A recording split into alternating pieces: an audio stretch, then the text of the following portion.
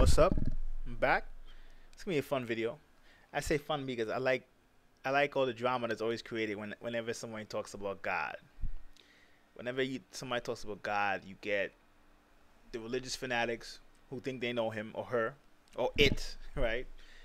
Then you get the scientists or the intellectual crowd. I should say the intellectual crowd who are into showing proving. So they say there's no way to prove it. So in their minds it doesn't exist. Then you get the true spiritualists that's in between, and because this true spiritualist is in between, they ascend or they understand that concept of what God is a little better than the other two, and they tend to pass the other two. But in some ways, all three leave a lot to be desired. In Hermeticism, they always say, the all, which you could liken to God, but it's just that's not even really that. It's beyond what you perceive as God. It's beyond definition, beyond name. In the physical, it's very hard to understand it. Actually, impossible while still in the physical body. So, when you look at indigenous religions, who I think were onto something, most indigenous religions would have a supreme God that they would say is beyond the human, right? Beyond even worship. So then they would have lesser gods that they would usually worship. I think they were onto something. It got perverted, of course, over time, because eventually the lesser gods were really not supposed to be worshipped either. They were just supposed to be symbols that the person uses to really understand the concept of what somebody calls God. And it gets into a whole bunch of stuff. The gods are principles versus forces versus beings. I didn't really want to make it on the lesser gods or the lesser principles per se. But it was really more like this, though. This is what the whole point of the video was. It's not really so much of understanding God completely, but it's more of kind of knowing that the more of creation you understand, the more of God you understand. People say, what does that mean? Well, think of it break up creation. You could break it up in terms of living things, non-living things, right? But let's just say we go to living things. You could break it up into plants, animals, humans, right? If you want to go to minerals, you could. If you want to say minerals, you could add that as the fourth. And what often happens is, as human beings, we look at things from a very egotistical standpoint. I say we look at things from an egotistical standpoint because even now, most scientists will tell you, like if you ask most people, or you ask most scientists up until 100 years ago, maybe even 50 years ago, you say, who's the dominant species on Earth? You would say mankind, right? Most scientists will tell you now, no question, bacteria and archaea run the Earth, right? No question, not even close. Almost no scientist in their right mind would tell you that's not the case, right?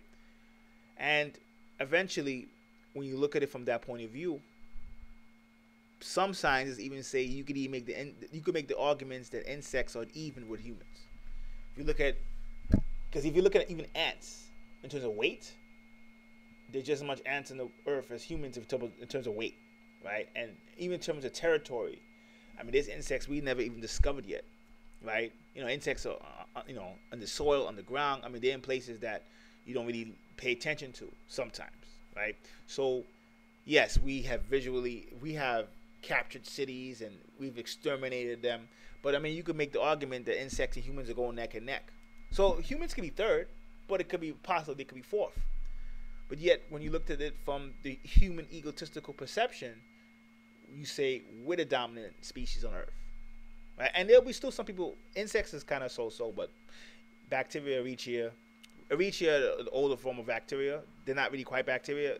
They thought they were bacteria up until like 200 years ago. They're a little older, but the two kind of work together. Those species run the planet, right? And I find it interesting because it comes into the fact that even when we start talking about animals now, humans we don't really in general look at animals as even some people as even sentient. Like we know they're alive, but we don't really, when we make decisions, when we make, theories, right, we don't factor them in. So what I mean by that is, in general, it's like if a person that says, even plants too, good example, Here's a classic example, actually, with plants. Plants it actually works better. People will say, I'm going to be vegetarian because I don't want to kill animals. Animals have souls. I kill a plant, though. A plant don't have a soul. That's the common denominator I hear sometimes. If you want to get into if a vegetable is healthier for you, you could, right? But they would say that. And these are spiritual people. Because somebody who's into science wouldn't even care about either one, to be honest. They don't really get into the soul stuff. The scientists don't even know humans have a soul, right? So they're definitely not going to get into animal or plant having a soul. But it just shows the egotism in mankind. And what happens is that mankind doesn't realize that there were many species, dinosaurs ruled the earth way longer than humans. And when humans are dead, after the sixth extinction event, dinosaurs probably will have a much bigger reign. So when you say that you're dominant and great, what are you really basing it on, to be honest? And really, the Erechian bacteria have been here from the beginning. Earth formed about 4.6 billion years ago. The first Erechian probably came in about 4 billion years. 600 billion years later. 600 million years later. So about 4 billion years ago. Then the first bacteria probably came about 500 million years after that. So between 3 to 4 billion years, they've been running the planet. They've been on the Earth, and they will be on the Earth outside of every life form when every life form is gone. And even life forms that you would say are here, like human beings, we end up being more bacteria than even human. So when you look at it carefully, we're coming from a very limited aspect. And the reason why, in some of the more grown-up spiritual systems, like in Hermeticism, they would say mineral, plant, animal, and human kingdom was obvious. Because when you can understand the mineral mind, when you can understand the plant mind, when you can understand the animal mind, when you can understand the human mind, and even when you say the human mind sometimes is broken up into different tribes, right? Different cultures, different races.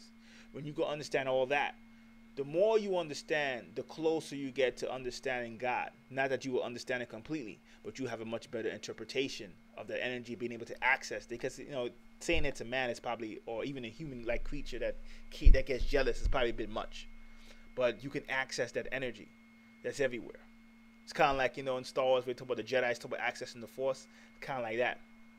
So the more kingdoms you understand, the more life forms and points of view, right? Life forms can be looking at it from the ant point of view, from the elephant point of view, from the rose point of view, from the lily point of view. Even when you talk about plants, when you look at a flower or an angiosperm, right?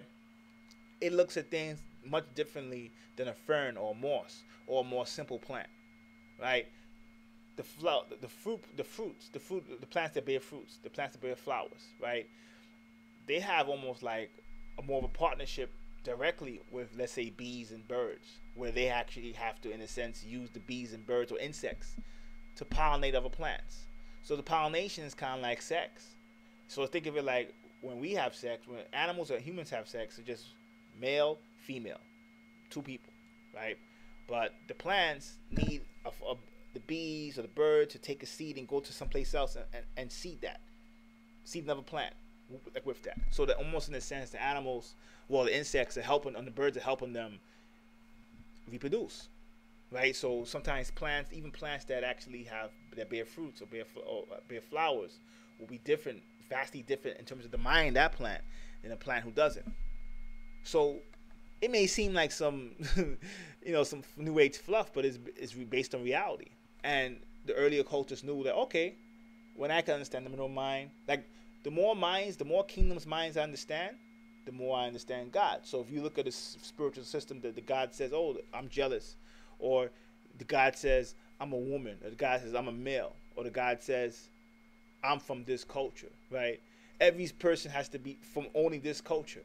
Then that's obviously a system that was made by people who could only understand the human kingdom and can't understand the whole human kingdom. They only understand their culture or their race, one aspect of the human kingdom. So guess what that means?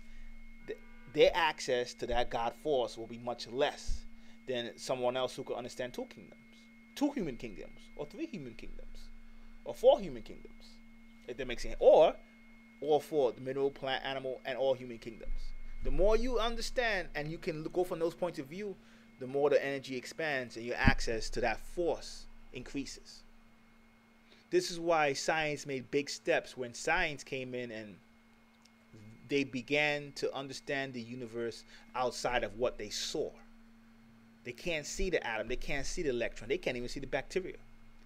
Right? The senses can't see it, but they know it's there. They know it exists. And once they got to that level, they start to understand a lot about the universe. Sometimes even better than some spiritualists. That's the difference. So, in a sense, though, what does this mean? Well, it means instead of running and saying time is an illusion, instead of running and saying the physical world is an illusion, instead of running from it, understand it, because in a sense, everything you see has a reflection of that God particle or that force. And when you understand that, you move closer to the Creator. Hope that helps. Till next time. Peace.